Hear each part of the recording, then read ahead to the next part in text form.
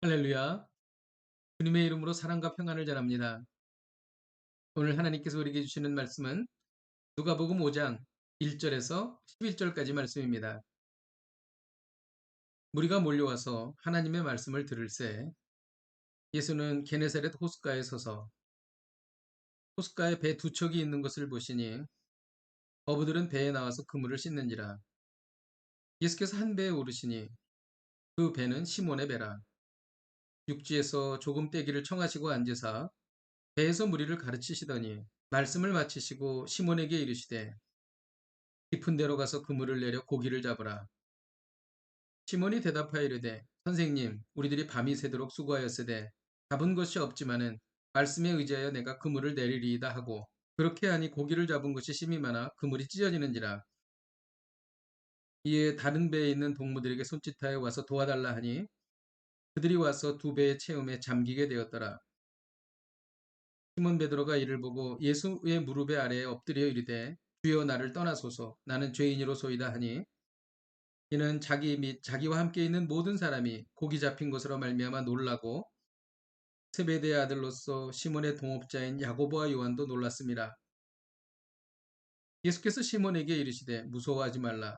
이제 후로는 내가 사람을 취하리라 하시니 그들이 배들을 육지에 대고 모든 것을 버려두고 예수를 따르니라. 아멘.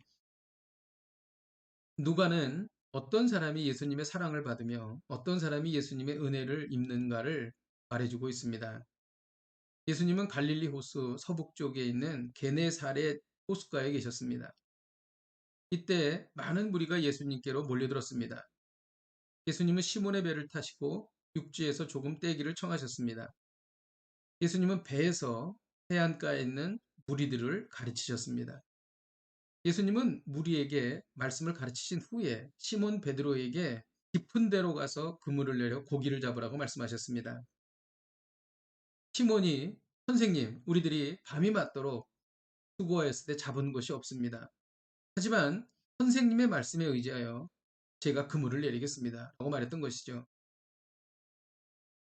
갈릴리 바닷가에서 잔뼈가 굵은 어부 베드로가 자기의 모든 경험과 생각을 내려놓고 예수님의 말씀을 따른 것입니다.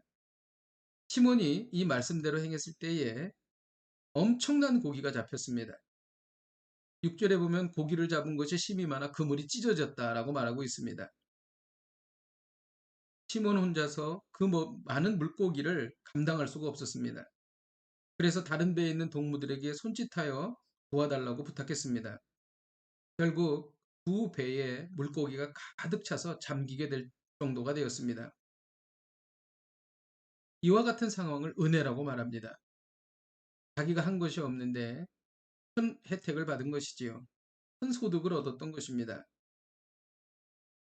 은혜를 받는 인생이 되려면 어떻게 해야 할까요? 5절에 답이 있습니다. 그것은 말씀에 의지하는 것입니다. 은혜 받는 인생이 되려면 말씀에 의지해야 합니다. 이것이 첫 번째입니다. 그래서 우리가 일상을 살면서 성경 통독을 하고 큐티를 하는 것이 중요한 것입니다. 이 놀라운 일이 일어나자 시몬은 주여 나를 떠나소서 나는 죄인으로소이다라고 말했습니다. 하나님의 현존 그리고 하나님의 능력을 경험하면 자신의 죄성을 깨닫고 두려워지기 때문입니다. 그런데 이 역시 은혜의 조건이었다는 것이죠. 둘째로 은혜 받는 인생이 되려면 자신의 죄를 회개해야 한다는 것입니다. 죄를 회개해야 하나님과 연결할 수 있고 하나님과 연결이 되어야 하나님의 능력이 임하기 때문인 것입니다.